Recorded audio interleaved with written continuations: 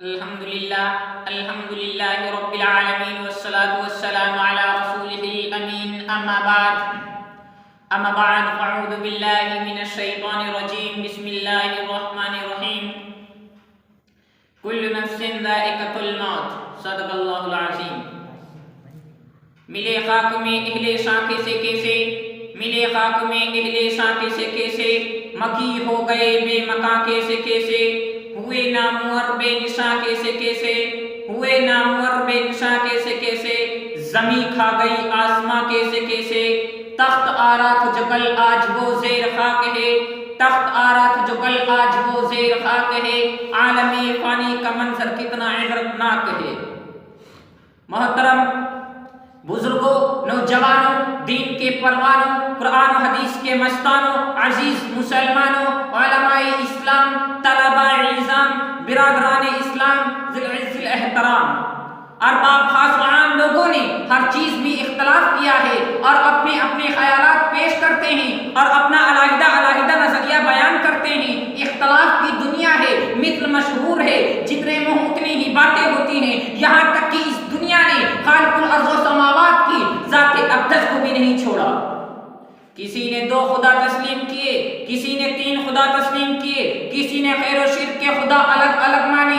मुशरिकीन अरब ने 360 खुदा माने और हिंदू मजहब के लोगों ने तो हद ही कर दी और कह दिया कि 33 करोड़ खुदा हैं, कि 33 करोड़ खुदा हैं। इसी तरह मज़ाहिब में तफरीक, अकायद का झगड़ा, नबुव्वत में इख्तलाफ, इस्लाम कुफ्र, तौहीद शिर्क, हक बातिल, सच और झूठ के प्लेटफार्म बन गए। पूरी दुनिया का मुत्तफिक अलैह फैसला।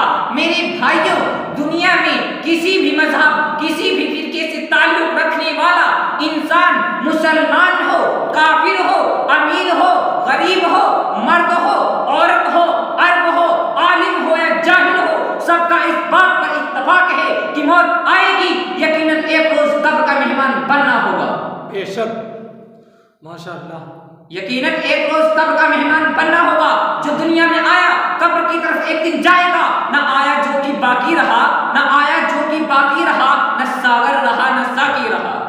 कुल्लु नफ्सिन ज़ाइक़तुल मौत, हर जानदार को मौत का मजा चखना पड़ेगा। ये जमीन कितनी इंसानों को खा गई लेकिन आज तक डकार नहीं ली। हजरत सुलेमान अलैहिस्सलाम की वफात, हजरत सुलेमान अलैहिस्सलाम के पास मौत का फरिश्ता उस वक्त आया जब आप बैतुल मक़दिस की, अल्लाह के घर की तामीर करा रहे थे। फरिश्ते ने अल्लाह का पैगाम सुनाया। हजरत सुलेमान अलैहिस्सलाम को बड़ी फिक्र हुई कि रब्बुल आलमीन का पैगाम आ गया और बैतुल मक़दिस की तामीर अभी बाकी है। हजरत सुलेमान अलैहिस्सलाम ने कहा, ए फरिश्ते, अल्लाह से जाकर अर्ज कर, ए अल्लाह, तेरा बंदा सुलेमान अलैहिस्सलाम थोड़ी मोहलत चाहता है और इसलिए चाहता है कि आपके घर की तामीर अभी बाकी है,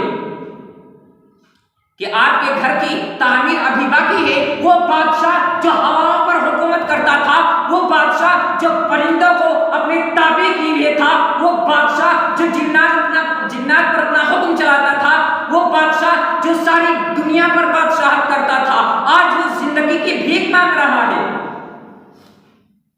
अल्लाह ने फरमाया, ए सुलेमान, बैतुल मक़दिस का क्यों बहाना बनाते हो? तामीर मुकम्मल कराना ये काम तो हमारा है। चुनांचे फौरन तत्काल आपकी रूह कब्ज़ कर ली गई।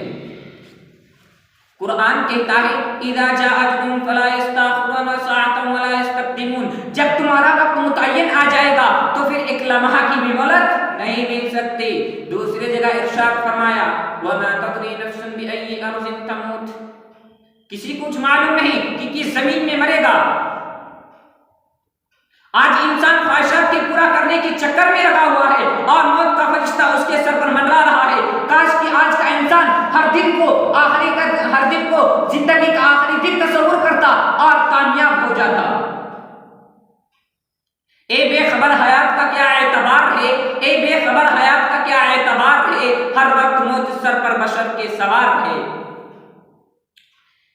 हजरत बीबी मरियम अलैहिस्सलाम की वफात, एक रोज बीबी मरियम अलैहिस्सलाम पहाड़ पर थी, रोजा रखे हुए थी। अचानक मौत का फरिश्ता आदमी की शक्ल में आपके पास गया और कहने लगा, ए रातों को जागने वाली, दिन भर रोजा रखने वाली, तुझ पर सलाम हो। हजरत मरियम अलैहिस्सलाम ने कहा तू कौन है? हजरत मरियम अलैहिस्सलाम ने कहा तो कौन है? तेरी आवाज से मेरा कलेजा कांप गया। फरिश्ते ने जवाब दिया, ए मरियम मेरे मुतालिक ना पूछ, मैं बच्चों को यतीम करने वाला हूँ, मैं औरतों को बेवा बनाने वाला हूँ, मैं महलात को खाली करने वाला हूँ, मैं दोस्त को अहबाब से जुदा करने वाला हूँ, मैं भाई को भाई से जुदा करने वाला हूँ, बहन को बहन से जुदा करने वाला हूँ, भाई को बहन से जुदा करने वाला हूँ, बहन को भाई से जुदा करने वाला हूँ, शोहर को बीवी से जुदा करने वाला हूँ, बीवी को शोहर से जुदा करने वाला हूँ, मैं बहादुर और बादशाहों की जान लेने वाला हूँ।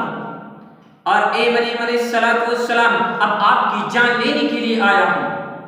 हजरत मरियम अलैहिस्सलाम ने कहा थोड़ी मोहलत दीजिए, थोड़ी मोहलत दीजिए। हजरत ईसा अलैहिस्सलाम जंगल गए हैं, जरा उनको आने दीजिए।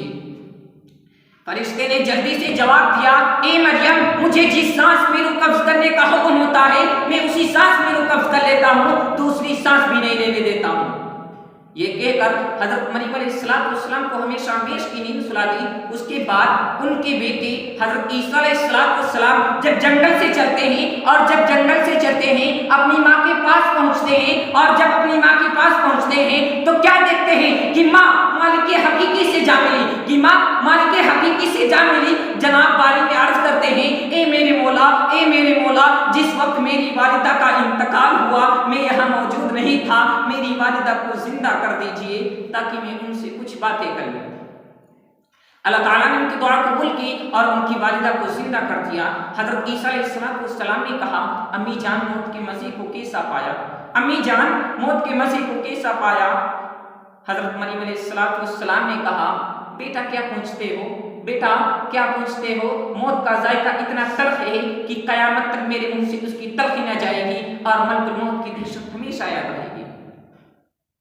एक बुजुर्ग का वाकया, एक बुजुर्ग ने अल्लाह ताला से दुआ की, ए अल्लाह मैं मौत के बारे में कुछ मालूम करना चाहता हूँ। अल्लाह ताला ने उनकी दुआ कबूल की और आवाज आई, ए फुला कब्रिस्तान में चले जाओ। वो वहां गए, अल्लाह की कुदरत देखिए, फौरन तत्काल एक मुर्दा जिंदा होकर कब्र के बाहर निकला और कहने लगा, पूछो क्या पूछते हो? उस बुजुर्ग ने मालूम किया, ये बताओ कि मरने के बाद क्या होता है?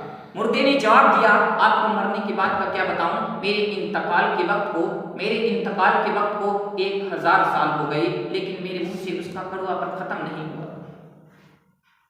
मुसलमान गौर करो, जिस मौत की सख्ती का आलम हो कि हजारों साल तक उसका कड़वापन खत्म ना हो, वो कितनी सख्ती से रूह निकालती होगी। एक रिवायत में आता है कि अगरचे इंसान को मौत के वक्त ऐसी प्यास लगती है कि अगरचे इंसान को पानी की समंदर भी पिला दिए जाए तो भी उसकी प्यास न बुझेगी। और एक रिवायत में यह भी आता है कि इंसान को तलवार से इंसान के बदन के 300 टुकड़े भी कर दिए जाएं, उसकी बोटी कर दी जाए तो भी इतनी तकलीफ ना होगी जितने की इंतकाल के वक्त मौत की वजह से होती है। गौर करो मुसलमानों, इसके लिए हमने क्या तैयारियां कर रखी हैं। आज का मुसलमान सोचता है जब आखिरी वक्त आएगा तौबा इस्तगफार करके अल्लाह को राजी कर लेंगे, तौबा इस्तगफार करके अल्लाह को राजी कर लेंगे। एक अजीब मिसाल सुनेगा, इमाम गज़ाली रहमतुल्लाह अलैह एक अजीब अंदाज से बात समझाते हैं। फरमाते हैं, एक बादशाह का बाप था जिसके कई सारे हिस्से थे। बादशाह ने एक मुलाजिम को बुलाया और उसके हाथ में टोकरी दी और उससे कहा, इस बाग में दाखिल हो जाओ और अच्छे फलों से टोकरी को भर लाओ, तुझे इनाम दिया जाएगा, मगर शर्त ये होगी बाग के जिस हिस्से से एक मर्तबा गुजर जाना दोबारा उसमें लौट कर ना आना। मुलाजिम टोकरी लेकर एक तरफ के दरवाजे से दाखिल हो जाता है। पहले हिस्से में गया, देखा फल बेहतर नहीं है। दूसरे हिस्से में गया, देखा फल बहुत बेहतर थे, तोड़ने जा रहा था। ख्याल आ गया कि अगले दर्जे में इससे भी बेहतर होंगे, वहां से ले लूंगा। जब वहां गया, देखा फल बहुत बेहतर थे, तोड़ने जा रहा था। फिर यही ख्याल आ गया कि अगले दर्जे में इससे भी बेहतर होंगे, वहां से ले लूंगा। जब वहां गया तो देखा फल बहुत बेहतर थे, तोड़ने जा रहा था। फिर यही ख्याल आ गया कि अगले दर्जे में इससे भी बेहतर होंगे, वहां से ले लूंगा। यही सोचते जब बिल्कुल आखिर वाले हिस्से में गया तो क्या देखता है, वहां तो दरख्तों पर फल ही नहीं। अब अफसोस करने लगा, काश मैं पहले ही हिस्से से फल तोड़ लेता, आज मेरी टोकरी खाली ना होती। अब मैं बादशाह को क्या मुंह दिखाऊंगा। इमाम उस्ताद इमाम गज़ाली रहमतुल्लाह अलैह फरमाते हैं, ए दोस्त, बादशाह अल्लाह रब्बुल इज्जत के मानिंद हैं और जो गुलाम बाग में जा रहा है वो हम सब हैं, और टोकरी से मुराद हम सब का नामे आमाल है और उसके मुख्तलिफ हिस्से हम सब के हर दिन के मानिंद हैं। अब हम सबको रोजाना नेकियों के फल तोड़ने का हुक्म दिया गया है, लेकिन हम रोजाना सोचते रहते हैं कल से नेक बन जाएंगे, कल से मुत्तकी बन जाएंगे, कल से अल्लाह वाले बन जाएंगे, कल से नमाजी बन जाएंगे, कल से सुन्नत नबी पाक सल्लल्लाहु अलैहि वसल्लम की सुन्नतों पर चलने वाले बन जाएंगे, कल से अल्लाह वाले बन जाएंगे। लेकिन हम सबकी कल ना आई है और ना आ सकेगी। इसी हालत में अचानक अल्लाह ताला वहां जाना पड़ जाएगा। ये मौत है जो एक कटल हकीकत है, इसने कितनी उड़ती हस्तियों को जेर खाक कर दिया। मौत ने किसी को नहीं छोड़ा, मौत ने किसी को नहीं छोड़ा, सबको अपनी लपेट में ले रखा है। इसको कोई चीज टालने वाली नहीं। मौत को अगर हुकूमत के जरिए टाला जाता तो फिरौन को कभी मौत ना आती। मौत को अगर विजारत के जरिए टाला जाता तो हामान महमूद को कभी मौत ना आती। मौत को अगर दवाओं के जरिए टाला जाता तो अफलातून जालिसून को कभी मौत ना आती। मौत को अगर हिकमत और दानाई के जरिए टाला जाता तो लुकमान अलैहिस्सलाम को कभी मौत ना आती। ए अजीजों, मौत को अगर नबूवत के जरिए भी टालना मुमकिन होता तो दोनों जहां के सरदार, आमीना के लाल, अब्दुल्ला के लफ्ते जिगर, अब्दुल मुत्तलिब के नूरे नजर, नबी पाक सल्लल्लाहु अलैहि वसल्लम को कभी मौत ना आती। रोजाना एक फरिश्ता ऐलान करता है, अला या साकिनुल कुसूरिल मुअल्ला सदतन अन करीबिन फित तुराब। ए बुलंदो बालात महलात में रहने वाले, खबरदार तुझे करीब मिट्टी में दफन होना है। गौरतलब बात अजीजों, आज हमें क्या मालूम, वो कपड़ा जो हमारा कफन बनने वाला है वो दुकान पर फरोख्त होने के वास्ते आज का है, वो हमारे कफन के लिए आज का है। हम मौत को भूले हुए हैं, लेकिन मौत हमको नहीं भूलती। वमा तदरी नफ्सुन बिअय्यि अर्दिन तमूत, कि किसी को कुछ मालूम नहीं कि किस जमीन में मरेगा। आज इंसान ख्वाहिशात के पूरा करने के चक्कर में लगा हुआ है और मौत का फरिश्ता उसके सर पर मंडरा रहा है। आगाह अपनी मौत से कोई बशर नहीं, आगाह अपनी मौत से कोई बशर नहीं। सामान 100 बरस का पल की खबर नहीं। गाफिल तुझे घड़िया दे देता मुनादी, गिरदों ने घड़ी उम्र की एक और घटा दी। काली कमली वाले हुजूर का फरमान है कि इंसान जब तू सुबह कर ले बस शाम का इंतजार मत कर, और जब तू शाम कर ले तो सुबह का इंतजार मत कर, और अपने आप को मुर्दों में शुमार कर। एक इबरत आमोज वाकया, वक्त भी बहुत हो गया है, मैं वाकया मुख्तसरन बयान करके अपनी तकरीर को खत्म कर दूंगा। हजरत फातिमा जो नबी की प्यारी, हजरत फातिमा जो नबी की प्यारी और लाडली बेटी है, उनका जनाजा जब रात में उठाया गया और कब्रिस्तान ले जाया गया तो हजरत अबू ज़र गफ़ारी रज़ियल्लाहु ताला अन्हु जोश में आकर कब्र से खिताब किया, ए कब्र तुझे मालूम भी है, ए कब्र तुझे मालूम भी है हम किसके जनाजे को लाए हैं? ये बेटी है जनाब मोहम्मद रसूलुल्लाह सल्लल्लाहु अलैहि वसल्लम की, ये बीवी हैं शेर खुदा अली मुर्तज़ा की, ये वालिदा हैं शहीद करबला की। कब्र तो इनकी शान में गफलत में आकर गुस्ताखी न कर बैठे। कब्र से आवाज आई, ए अबू ज़र होश में, कब्र हस्ब नसब बयान करने की जगह नहीं। यहाँ तो वही आराम पाएगा जिसका दिल मुसलमान होगा, जिसके पास नेक आमाल होंगे। कब्र से कहना कि गवर्नर है इस पर सख्ती ना करना, ये सदर है इस पर सख्ती ना करना, ये बादशाह का बेटा है इसको छोड़ देना, ये नबी की औलाद है इसका अदब करना, वहाँ ऊंचे हस्ब नसब वाला कुछ काम ना आएगा। मरने के बाद ये नहीं कहेंगे कि सदर है, बल्कि कहेंगे लाश है। मरने के बाद ये नहीं कहेंगे कि डॉक्टर है, बल्कि कहेंगे लाश है। मरने के बाद ये नहीं कहेंगे कि मास्टर है, बल्कि कहेंगे लाश है। मरने के बाद ये नहीं कहेंगे कि इंजीनियर है, बल्कि कहेंगे लाश है। मरने के बाद ये नहीं कहेंगे कि ग्रेजुएट है, बल्कि कहेंगे लाश है। मरने के बाद ये नहीं कहेंगे कि टेलीफोन ऑपरेटर है, बल्कि कहेंगे लाश है। मरने के बाद ये नहीं कहेंगे कि पीकर सियासत है, बल्कि कहेंगे लाश है। मरने के बाद ये नहीं कहेंगे कि वकील है, बल्कि कहेंगे लाश है। मरने के बाद ये नहीं कहेंगे कि जज है, बल्कि कहेंगे लाश है। मरने के बाद ओहदे खत्म, गवर्नर खत्म, वजीर की वजारत खत्म, जज की अदालत खत्म, वकील की वकालत खत्म। उसी दिन दूसरा मुंतखब कर लेते हैं। मेरे भाइयों, वहां के लिए तैयारी करो। अल्लाह ताला हम सबको कब्र के अज़ाब और मौत की सख्ती से हिफाजत फरमाए। या रब तेरी रहमत का उम्मीदवार आया हूँ, या रब तेरी रहमत का उम्मीदवार आया हूँ, मुँह ढांपने कफन से शर्मसार आया हूँ। या रब चलने ना दिया बारे गुनाह ने मुझको पैदल, या रब चलने ना दिया बारे गुनाह ने मुझको पैदल, इसलिए कंधों पर सवार होकर आया हूँ। अल्लाह ताला आप सबको सुनने से ज़्यादा अमल पेरा बनाए।